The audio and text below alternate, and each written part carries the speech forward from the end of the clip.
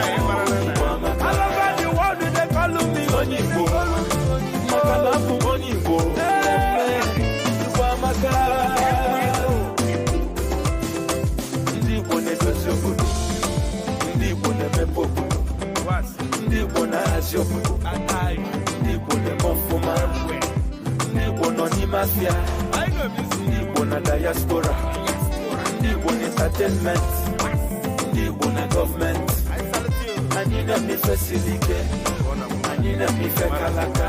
Anywhere you went, I will stay here.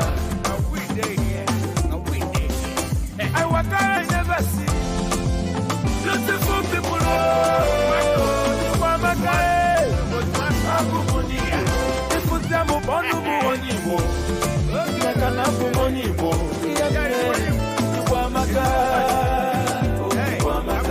If you see me, call me money. Anywhere I enter, they call me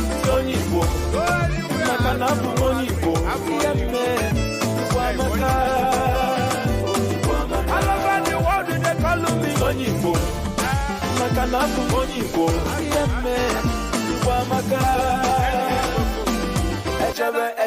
Echebe na nambara Nanke mekofo Osenyi jidofo Okwokolanye Aichichewe nunewi Nanke nosi group of companies Industrialist iwoche monu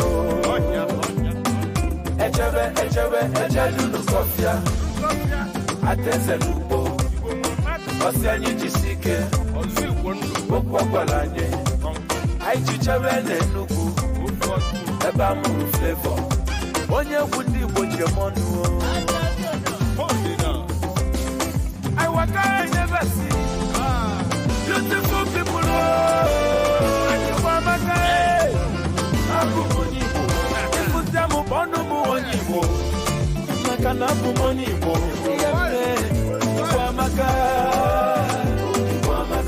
If you see me, call me Onyibo. Makanapu Monibo.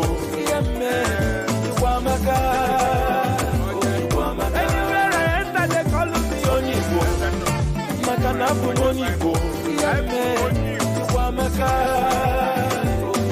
All over the world, they call me Onyibo. Makanapu Monibo.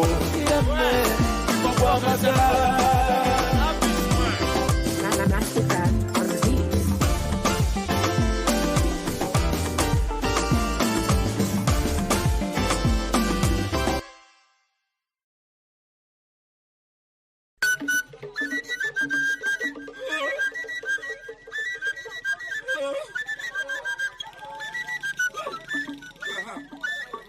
Mastercraft on the beat. Go.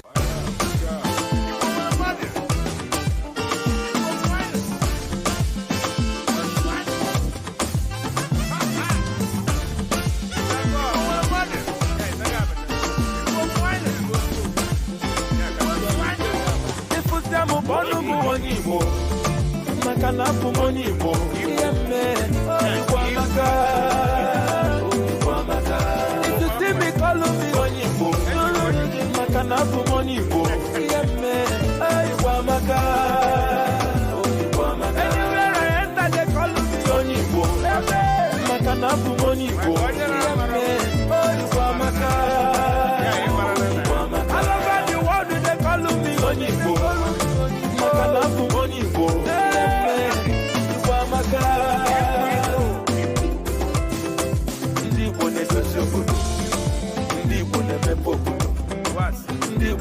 na-achị obodo ndị Igbo na-eme ọfụma ndị Igbo nọ n'ime afịa ndị Igbo na diaspora ndị Igbo na entertainment ndị Igbo na gọọmenti anyị na-eme ife siri ike anyị na-eme ife kalaka anywhere you went I will say there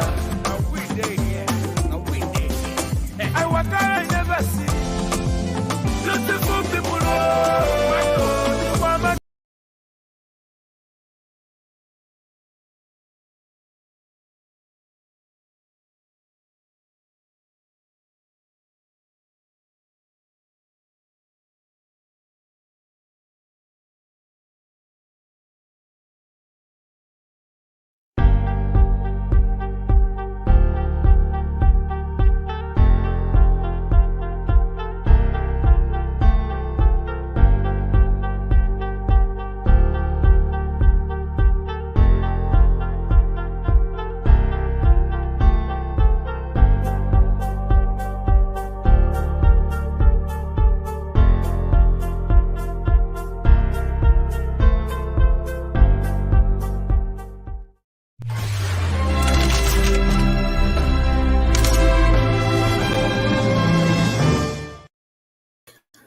Okay, my good people, how on a day? You guys are welcome to today's program. Like I promised you guys the last time, today I have a bombshell in my studio, and it's somebody that I have come to grow fond of. As soon as I just heard his song, the thing just blew me away, I can tell you. So guys, don't call now. There'll be time to call later in the show. So it's taking me a long time to track him down, and I'm so excited that today he's able to join us on the program. You guys know how it is. If someone is in Nigeria and is trying to make things happen online, it's a project. Honestly, I praise anybody in Nigeria who is doing whatever they're doing in spite of all the obstacles, all the challenges they have to go through. But I'm so glad that he's here in the studio. So guys, if you're ready, I'm going to bring on the stage, yes, live on our own stage here, the one and only Jaydee Bombshell. How you doing? I did fine. Good evening. Good evening, my brother. How is everything? We thank God, everything is fine. Yes, so I tell you, it's for anybody to just organize themselves, go through so many obstacles in Nigeria and be live. Oh boy, no be small thing. No be small thing. Yeah, so man, it's so happy to have you here today. I'm so honored. You promised that you were going to be on our channel today, and I'm glad you came. So let me start from where I normally like to start with people. Let's get to know you. Who is Jaydee? Who is Jaydee Bombshell? How do you come about that name? Or is there another name that we should be calling you? Who is Jaydee? Want to understand you. Want to know where you're coming from. Did you drop from the sky? Or are you the 4-1? Are you the real Jaydee? Because now people can form something, maybe we're looking at you and it's deep fake something. Maybe it's AI. Okay. Yes, I like using Igbo because I rep Igbo. Yeah. I represent Igbo culture. Yeah. Afamanobu Jaydee Bombshell. Obia, unexpectedly. You can do Igbo unexpectedly. Coming to the Jaydee is my name. My real name is Chukwujeku. Then baptismal Derrick. So that's J. I now short it to that Chukwujeku. I collected the J, Jeku. I now short the Jeku to J. Then Derrick, I short it to D. So bringing them together is Jaydee. Then the bombshell is a kind of natural endowment, natural gift from God where pay. So that music in me, because I'm also a dancer. I'm a dancer. I started with dancing, So That's versatile character of mine, dancing, singing, playing instruments also, you know. I now bring it together with that bombshell, natural gift from God. So making it Jaydee Bombshell. Wow. So like in our instrument, guys, please let me warn you. We're gonna be speaking a lot of English and a lot of Igbo at the same time. Okay, you're gonna be hearing Igbo as they call it. So please just bear with us. I like Jaydee represents Igbo. Is a conk Igbo man. You guys heard at the beginning of this show, I was playing the music by Flavor Abumoni Igbo. You know, Igbos, especially now, a lot of people are trying to make Igbo people just forget who they are. Just like we should just not talk about ourselves. We should just go and hide under the table. So anybody who comes out there and say, look, man, beat his chest and say, I'm an Igbo man, man, that person got my back. So Jaydee, I like that you represent Igbo people. So tell me, when you say you play instruments, godly instrument or like a organ or piano or guitar, Okay. My ogene. Really? My chaka. Okay, let me just put it this way. Coming to all local instruments, exclude the keyboard. I'm not that perfect in a keyboard, but I'm on keys. I can flow with it. Manchi me a cappella. Understand? But the rest of the instruments, I can play it very, very well. I'm the one playing my instruments in a studio, manchori Enugu. Because yes, otense bolo dance, I'm a go beat egwu gano, okwo ogba, ogo mmadu egba agba, odo ite mmadu. As a dancer, I'm over the big move ibia gbo egwu. Sure. So, although I'm not there, that dancing skills now, actually, which is in all together this 2024 and number by God's grace. Obuzel together in one brand. Understand? So, every P square, man, Hana, go. So, make them in that culture way. Oga more fun. So, in a instrument, in a head.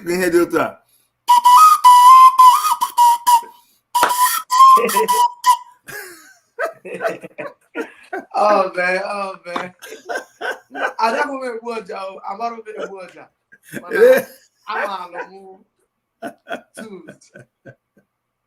All right. More going. So I am NG. For goes.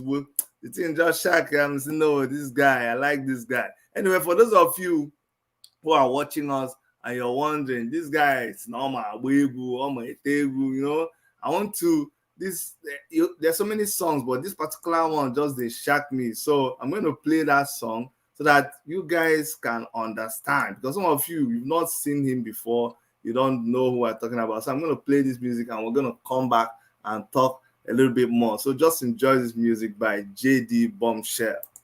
Enugu gemunti kende kenunti onumu onu meja korunu kegu duru biabayi yo unemu o deje ego adona rubaro mapa sowe mani metu kwe munu makare oye bi karowe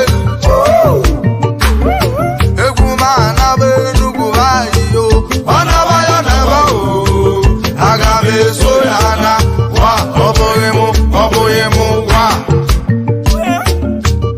Imaru pami nwa afamefu na-enwuranwu ọ bụkwa nwa obe nkanụ o tolu na sabat obodo ofe Igbo ọkụwa gbangegba onye ọbụla kwụrụ ọtọ agbọghọ bịarutekwe ọsụ na ọ chọziri pami nwa okoro bịarutekwe ọsụ na ọ chọziri pami nwa ụmụntịrị bịarutekwe ọsị na ọ chọziri pami nwa pami emeghe gurupu ọkpọ ya pami udubọnchi na-elebu onye sowere akụwa gbangegba onye ọbụla na-ewe egwu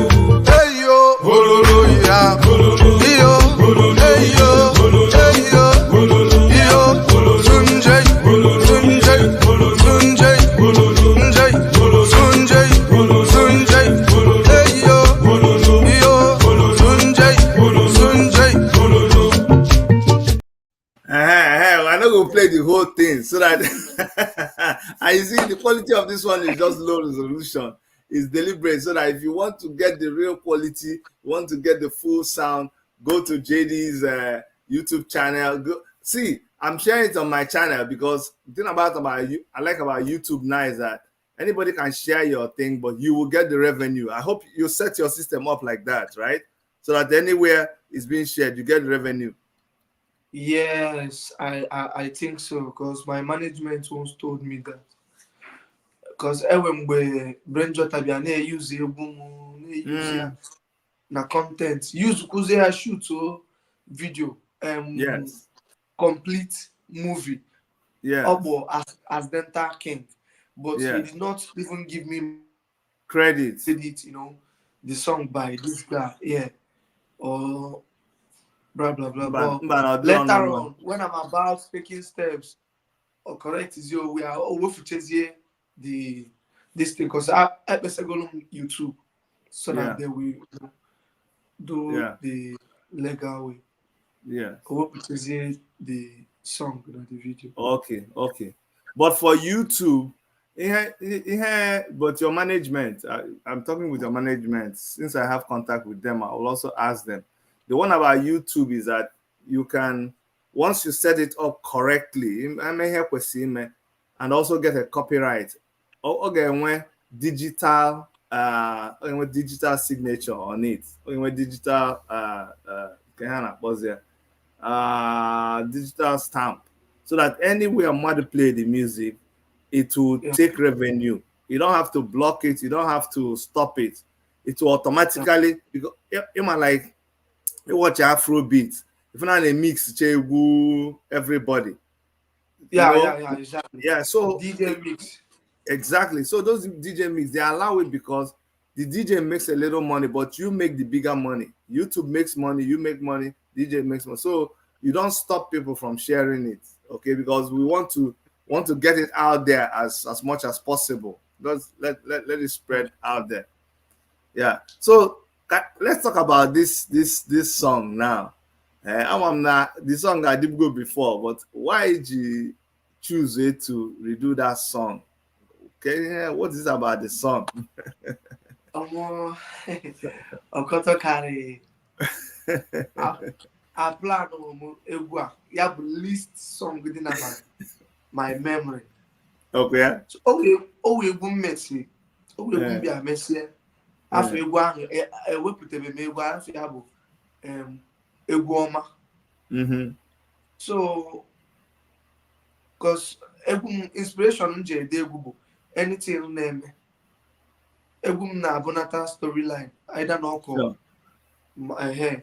So nọrụ arụsigo m egwu ọma in fact mix here master choose the date raw artwork post to preview artwork artwork so no kata no one night no mom gwa mo nsi na elozogo kwe pami no yo bu na elozogo pami kam bring good up the history back kọwara ndị mmadụ ndị ahụ ma pami o ndị maya mgbe ha pere mpe na-amarozi ka o si wee ka history so that anụ pịazi pami ahụ ha na-anụ mgbe ahụ n'ọya bịa kọọ maka ya. So a lot of people bechara akwa sef mgbe nọ live na TikTok na-asị akọwacha how close and how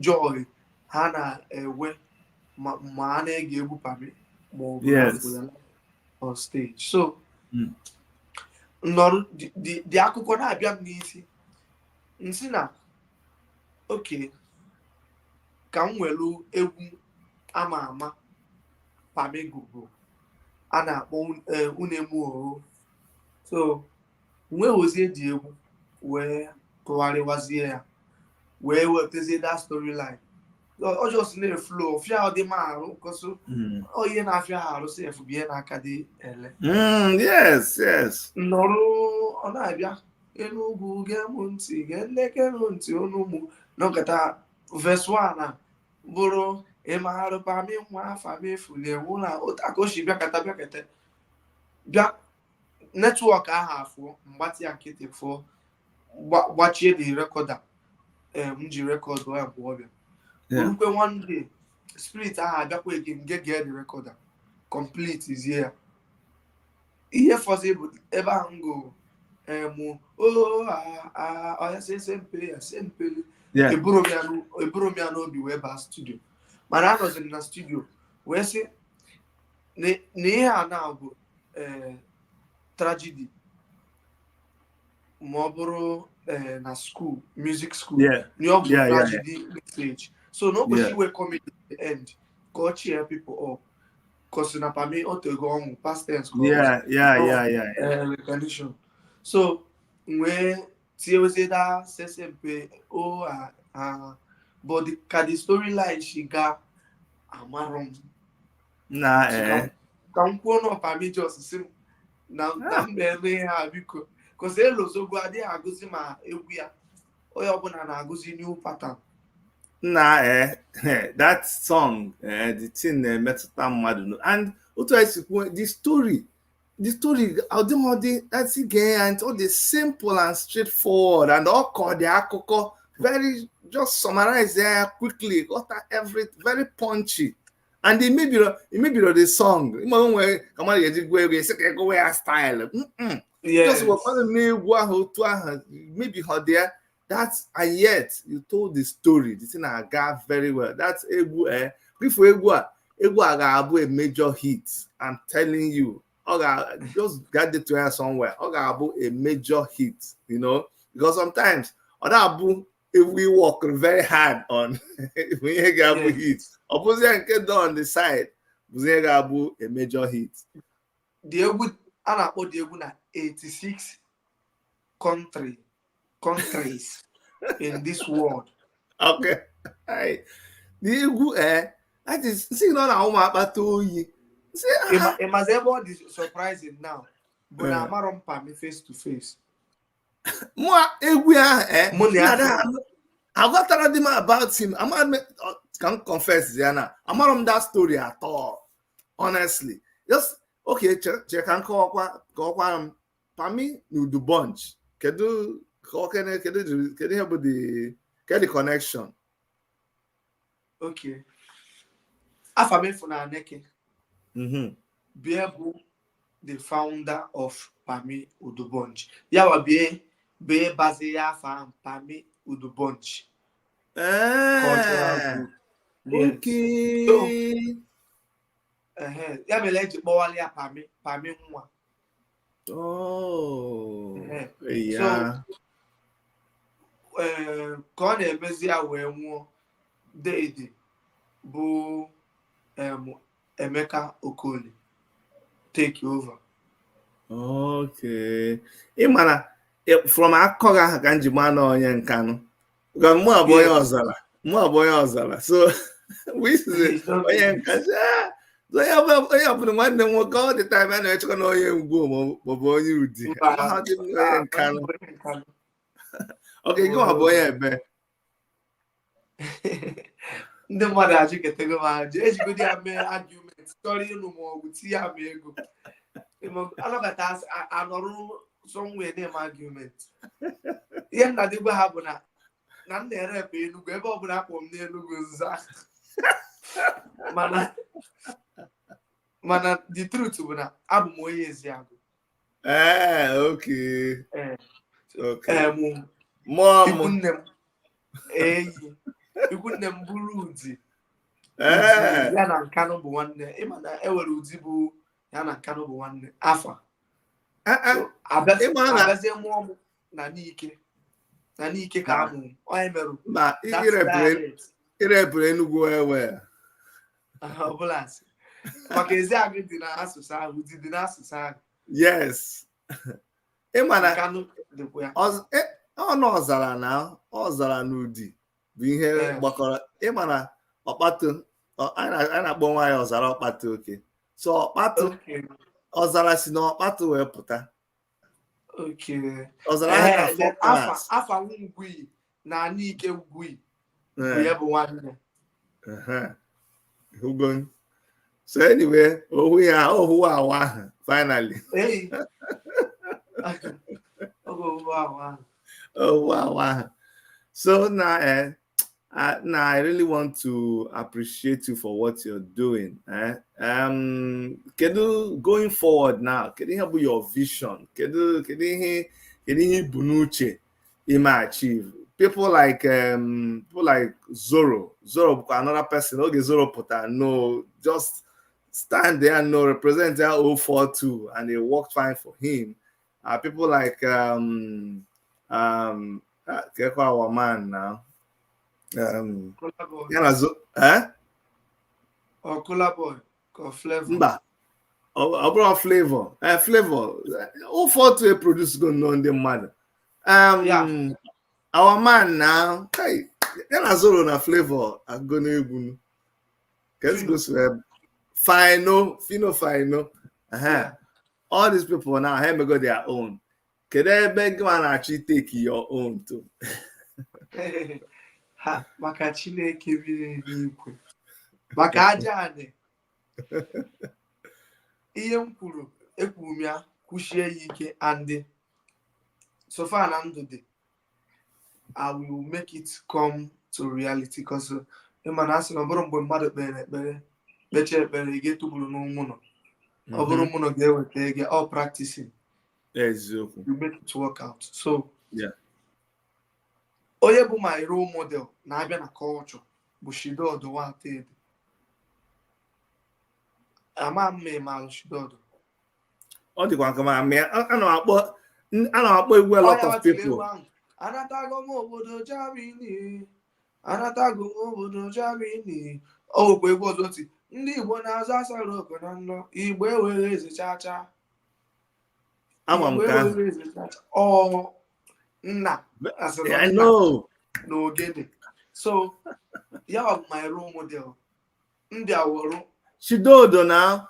Shidodo. Yes. Shidodo. Ma wajanja hacha. Wajanja na akụ n'ogene. Wajanja bụ ogene, pure ogene. So, I create him something. I would tell me from Yama. What was the modern I don't need me? Keyboard and all that. Here. Flavor of hip hop. Then we'll use that core dialect with a Banogene here. And by God's grace is working out for me. Even with the Goba hip hop, pure hip hop. I watch my hip hop songs, you know. But to promote hip hop in Nigeria, you must have the finance. Yeah.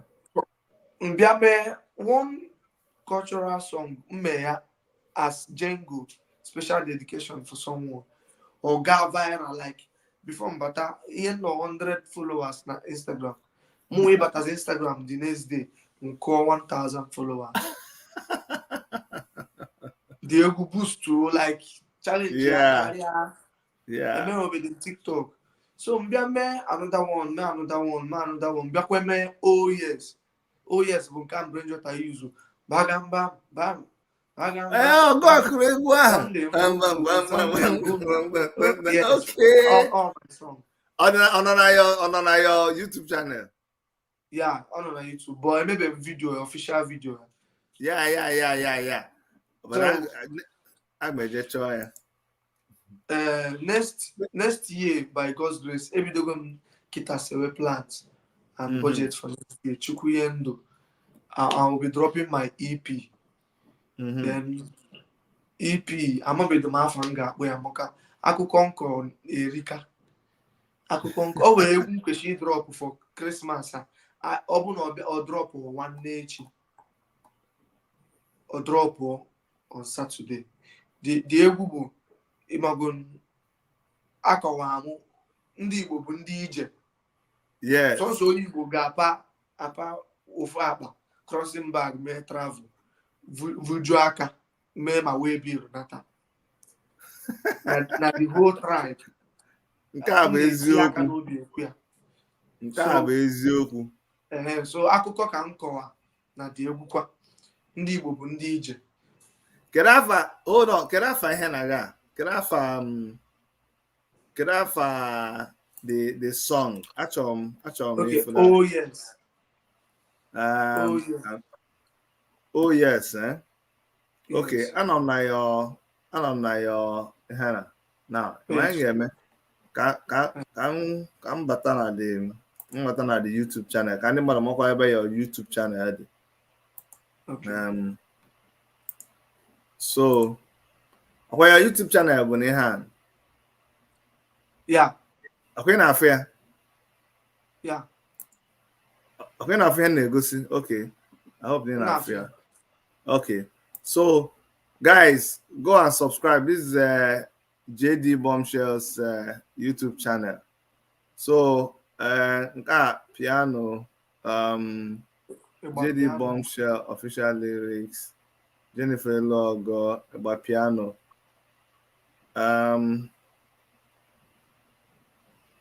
Afro kwamia. Na igafia na aga. Kanjana your videos, maybe. Nah, fair. Videos. Okay. Okay, yeah, Banka. Oh yes. Yeah. Okay. Maka mkpọ ọnụ ya ka anyị ya nwe obere.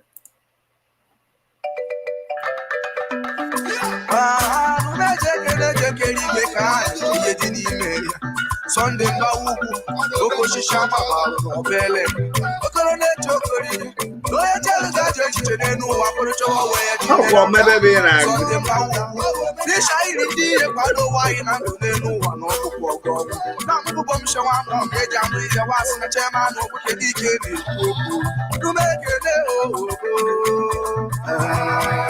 Yeah. And get Mbawugu, Sunday Mbawugu, no. In the corner, oh yes, I had to be there. Oh yes, and I am a coach. As you move it, and get Mbawugu, Sunday Mbawugu, no go. A forum Bombshell, was in a bia, was in a damelaga, and I'm oh yes, so oh yes, we don't know. Oh yes, mama, green. Oh yes, mama, green. Oh yes, oh, yes. And I'm just on them back. Oh yes, I say I'm so them back. Oh yes, CEO, some of your association. Oh yes, oh.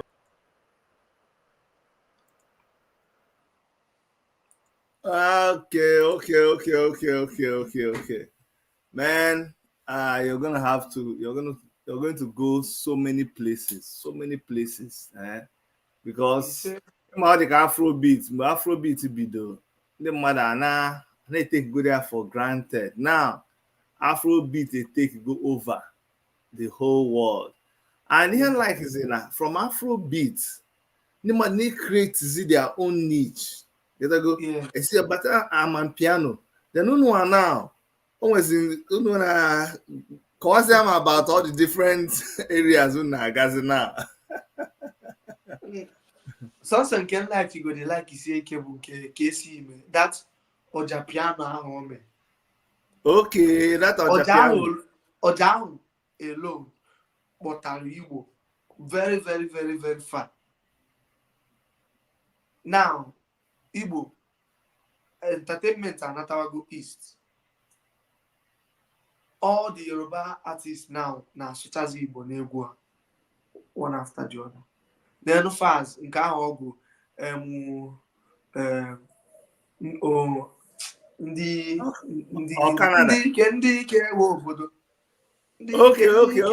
Yes. But not take back now. Oh yeah. But this year no, they gonna arrive from time.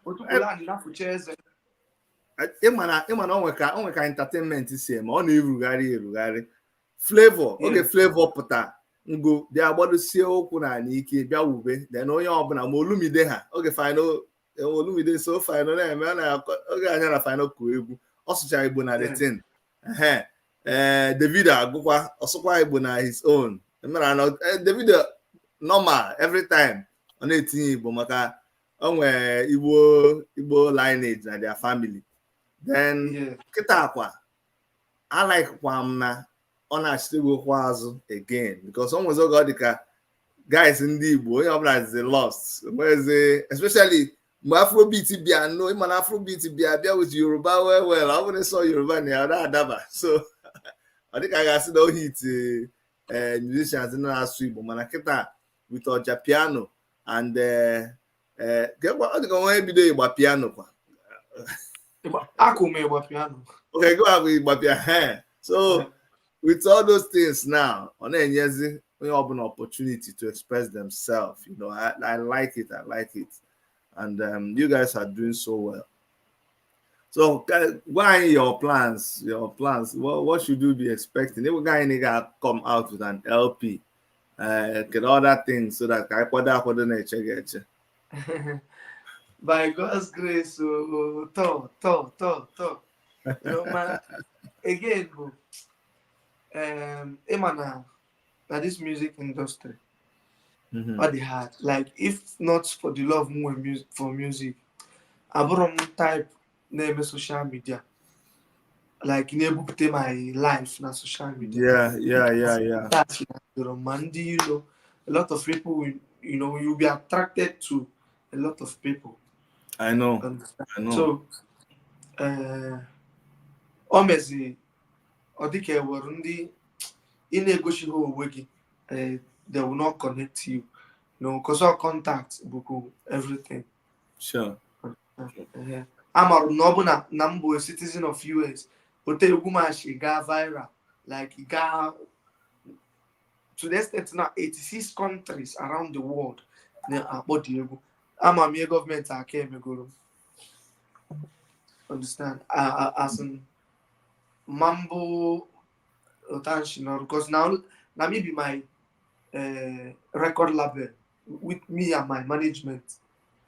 Understand? Because record label had Rosica called it before, and now actually by any record label unless now or business you want to partner with my brand Jaydee Bombshell to promote it, you get your percentage. That's kind of there. Or label na bambo man na fumbo na for years. So top depend contact look forward to, but I have in mind in going to top, go the African top next year. Understand? So all depend promoter, show promoter, will contact to any moment. Anyway, see, let me tell you something. I wouldn't even worry so much. For you, I would just advise you to stay hard on your talent. Because I will just stay hard on your talent and come and discover. Just stay there, build the thing, make it solid. And can actually bring back your dancing. Creating a dance step for every song. You got to music. every music creating this thing for it. So that's what I would tell you to just keep doing, because when you actually begin to be exposed, when you actually begin to get yourself out there, you need a lot of things to support what you're doing. You need a lot of the songs in the go and the dance steps you create and all that. You need all that to be able to sustain what you're doing. So I wouldn't even worry about that at all. So worry home. Just continue doing what you're doing. Let me bring you in. This is why I've changed how they do this thing. But let me bring you in.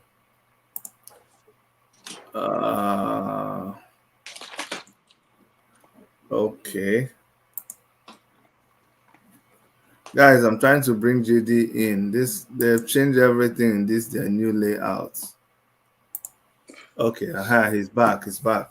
Thank you, my brother. So the one about Thor, see, it's just that anyhow you look at it, money is involved. Here I Nah, have definitely. yes, I have a foundation. I have this worship team is registered. I have a tour company. We can work out something. But we'll have to do it in partnership. You know, I don't want to do it in such a way like I just bear the whole like finance it and just pay you. It will be something that maybe me, you, and some other person we all partner together, we all invest our money together, and then everybody chips everything in so that you can do a North American tour easy. You can do 3 cities in Canada. Do like three. If you do like 1 month, if you do 1 month, you can do 5 cities well, maybe 2 months. Do cities in Canada and do cities in US. Do something like Houston, New York, Dallas, Texas, and then come to Canada. Do Toronto. Do Calgary. Do Montreal. At least those 3 are very big cities. All the very very very easy. Maka ndị Enugu nọ here. Where ndị Igbo nọkwa here right now. Ihe ndị Igbo na-agụ ndị ọ na-agụ ha agụ well. Everybody's just looking for identity. That is iwe na-ewe ndị Igbo. DJ. Ọ sị na ka ọ da Canada. Onye bịara pik ya n'airport bụ egwu m ka ọ na-akpọ. Ọkpọọ m video call instant. Guy. Because o wee egwu m ya mee. All big DJ. DJ Fino. DJ J Master. Mụ na ya mere egwu Idonte. Eji m nkanụ. Wachi m wee n'ojike n'ebe. Men na-ebute gị ike nkanụ ka m so na dị egwu. So ọ bụzie culture n'ime amapiano. Because amapiano beat ka ya nwa na-akụ. Okay. It's na Canada. Ebe ka na Canada. Ọ natago Nigeria na like ọbịa. Okay. No. Okay, I'll just September ọbịa. Ọbịa no better. Okay, no problem. So ọ sị na mgbe ọ da Canada na onye bịa fụrụ ya n'airport bụ dị egwu ka ọ na-aja ma ọ sị the person na-asị a na-ekwu na mmemme ọbụla a na-eme a na-akpọrọ dị egwu na mmemme ahụ esoro n'ụfọdụzi isi na klọb ọbụla na-ewere ya na dịka na a na-agụpụ agụ nọ ya ka ndị Igbo na-eme mmemme. So we'll talk with your management and we can make this happen. Trust me, it's very possible. I mean, whatever I can do on my part, I'm ready to do it. We'll contact 1 or 2 people, see whether we can pool the resources. Like I said, I'm not this kind of big time millionaire if I have that kind of money, I just say I'll book everything, pay and bring you. But whatever I can do, I have the contact, I can publicize, I can chip in some funds and then get 1 or 2 people here who I know that they can also chip in some funds. I can just put the whole thing together and we'll come. I actually have an event that I'm doing in August next year, August the 3rd, from 1st to 5th actually. So maybe we'll look at all of those things. I can send you an IV. Maybe we'll start from there. Now, kedu onye ọ ga-abụ asị gị now gịnị ame a collab onye ị choose amongst all the Igbo artists not out there? Who would you want to do a collab with? Imana mụ agụdị ebe Igbo mụ na mụ adịrị anụ nna like egwu ọbụla m fụchọrọ mmadụ fụchọrọ m onye ahụ na-azụ owu ya azụ ka ọ bụrụ na ka ọ gụfụta owu ya. Yes.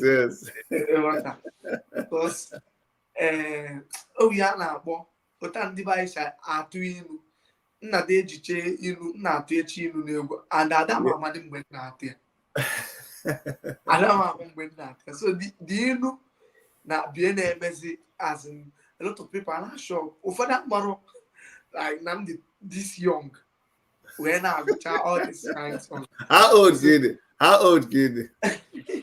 Okay, I'm 26. Wow, 20. My goodness, 23. Okay. So ụfọdụ amụrụ na ndị young a na-asị na mpa mmadụ eti egwu ya ma ego no video ịgba anụ abịa mere ụfọdụ awee mawa na no young boy because ewe ogene 4 ofu bụ ogene ụbọ ofu bụ nke eji asị ya then enweziri nke a na-akpọ arigongo ndị Eziagụ na-eji ete atịrị ọgwụ ewezie nke a na-akpọ ogene alụsị nke a na-epe ezigbo mpe na-ada kọkọkọkọ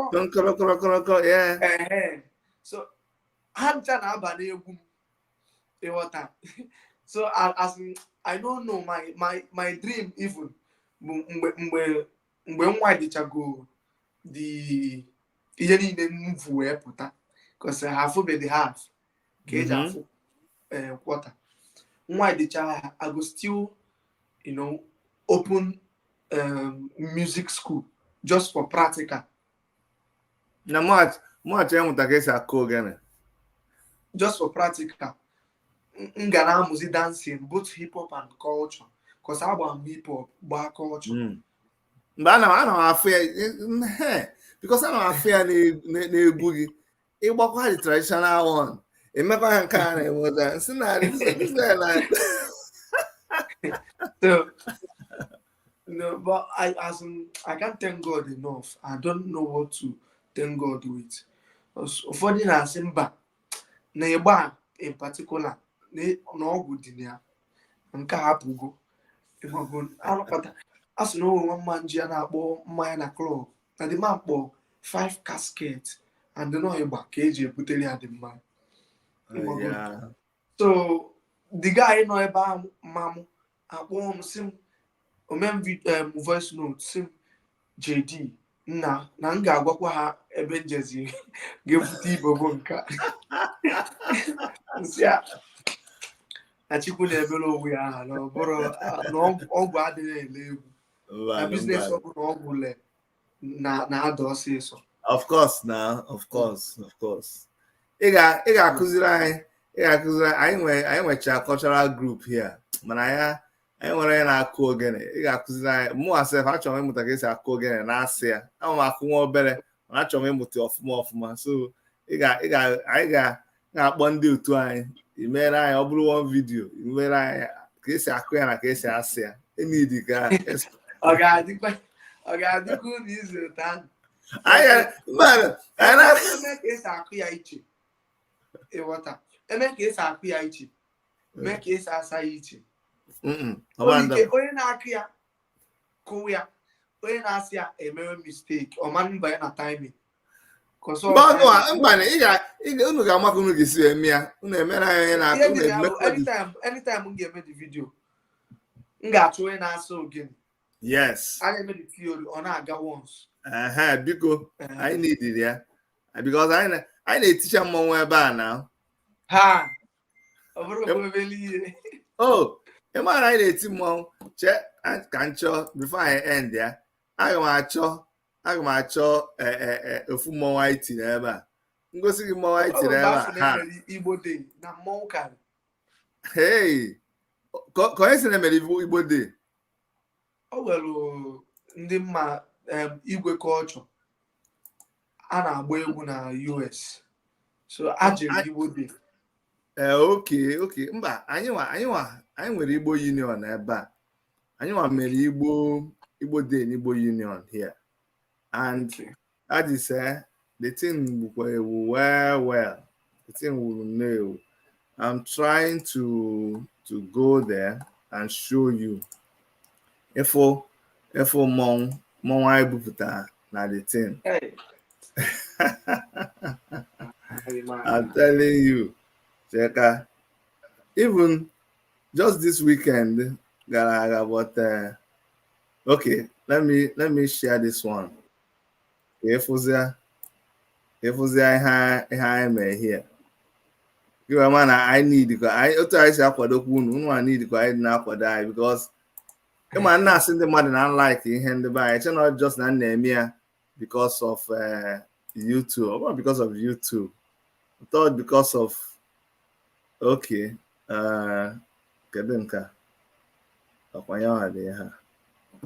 No, can try another one. Nka I made just nke anyị mere just na Saturday anụ, but nchọ nke anyị mere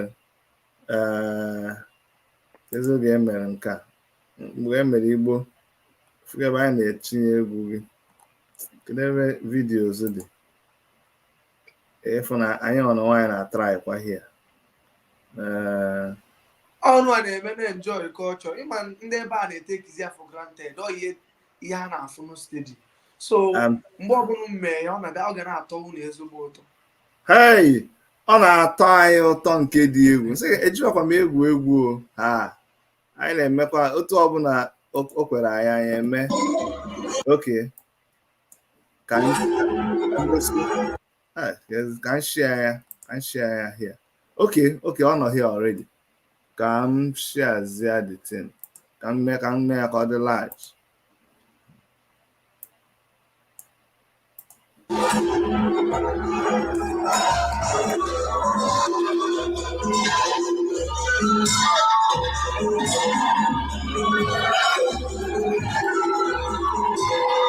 Hey.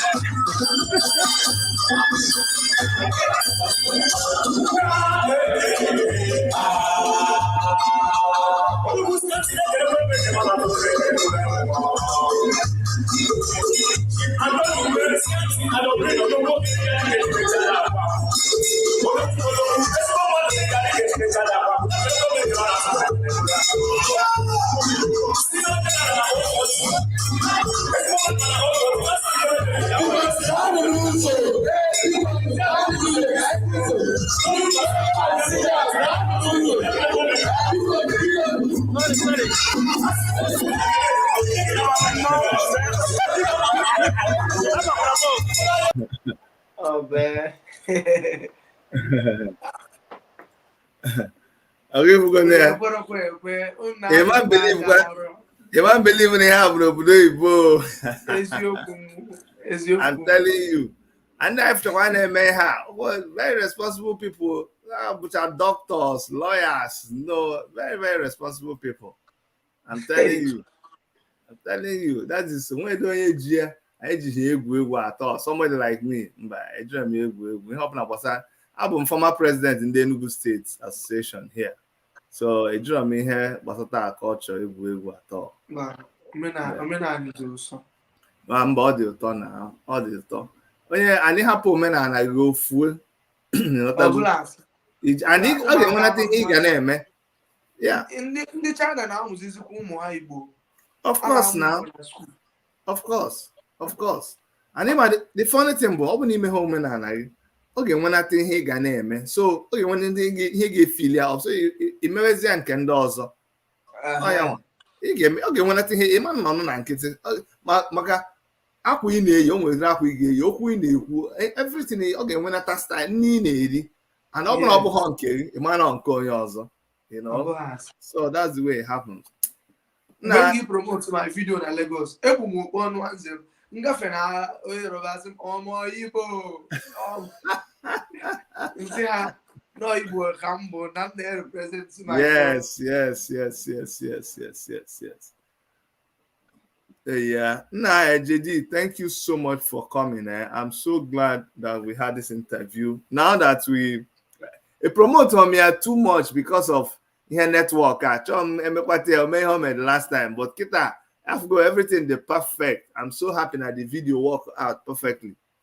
I was here now, and then we'll now cut it well and promote it on all our social media platforms and all the my WhatsApp groups and all these groups. I will promote it as much as possible, and we're going to put your link to your social media handles and all that, and then also your team, God is Naka, you promote the thing as much as possible. But thanks for coming, my brother. I will continue to work on this thought thing with your team, okay? And see how it works.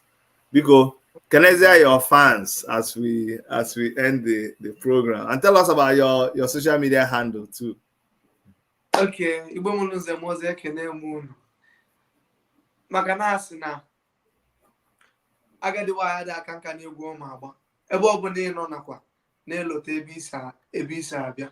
Ana Igbo ama nwụnata omenala anyị ga-adị. Aha mụ bụ Chukwu jekwutere m Okafọ. Abụ m nwa afọ Igbo. Afọ egwu m bụ Jaydee Bombshell. Anọ m na Instagram, Facebook, YouTube, all social media platforms with Jaydee Bombshell. I had the live ma. I have for 2024. I Dalu.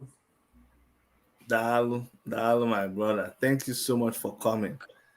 All right, then did I know English? Just can I say no? Okay. How do you feel you were left out? Because everybody now I like Google. Okay.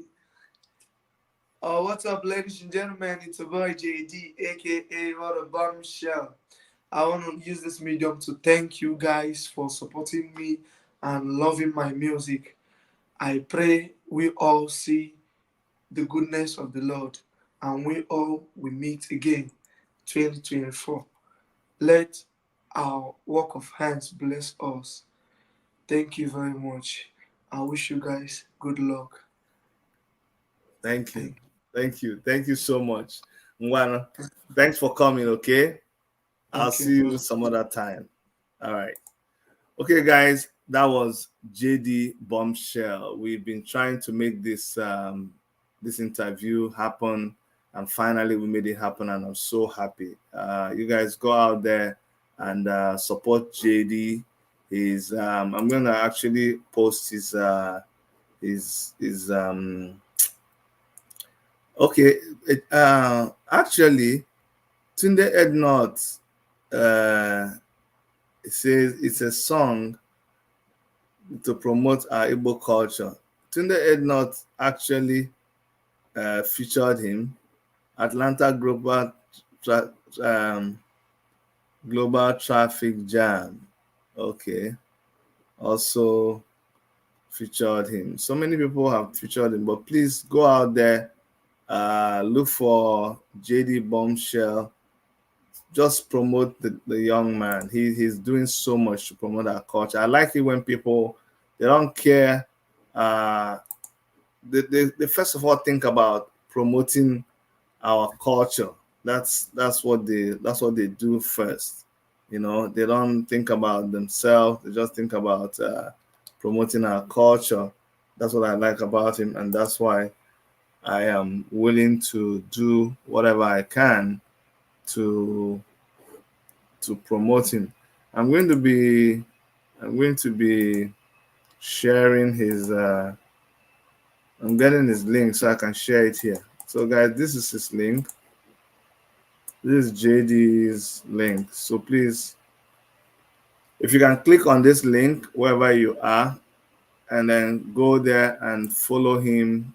And this is his Instagram handle. So let's go there and follow him, okay? And from all of us at the Worship Media Studios in Toronto, Canada, on behalf of Dr. Erica, I want to thank you guys for joining us after such a very long holiday. I'm still on holiday. I'm not fully back, okay? But I just had to do this show, and we're going to be doing a lot of other shows, okay? But I thank you for joining us today, and I'll see you guys some other time. Take care. Bye. Bye.